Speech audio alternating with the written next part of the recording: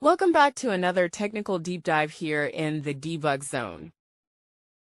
Today we're tackling a big question and breaking it down with insights from other users. Hopefully this clears up some misconceptions and helps you get the answer you need. So buckle up, stay a little curious, and let's jump right in.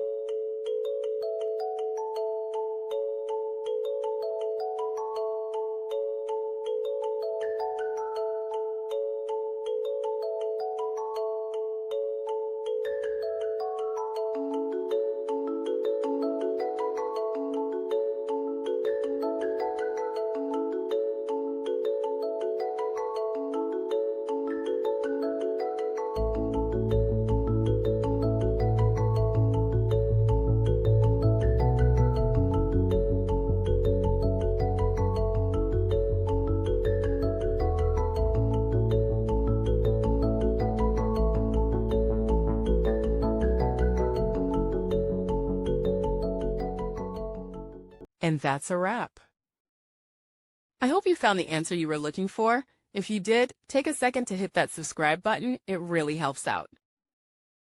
And let me know in the comments which solution worked best for you. See you next time in the debug zone.